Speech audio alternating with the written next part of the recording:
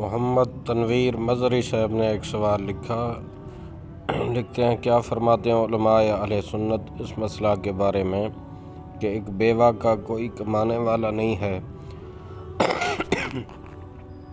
کیا وہ اپنی فصل کے عشر سے اپنی جوان بیٹی کا جہیز خرید سکتی ہے؟ بسم اللہ الرحمن الرحیم۔ الجواب بعون الملک الوہاب، اللہم ہدایۃ الحق والصواب۔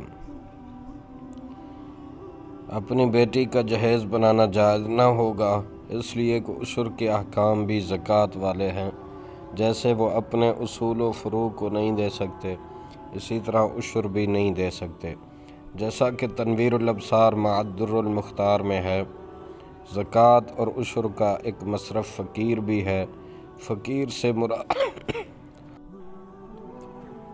سے مراد وہ شخص ہے جو نصاب سے کم مال کا مالک ہو۔ الدر المختار مع رد المختار، کتاب الزکوٰۃ، جلد 3، صفحہ نمبر 333۔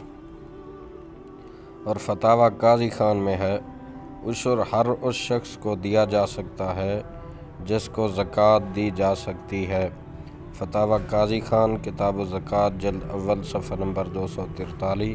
واللہ اعلم عز وجل ورسولہ اعلم، صلی اللہ تعالی علیہ وعلی آبائہ واصحابہ وازواجہ وذریاتہ وبارک وسلم۔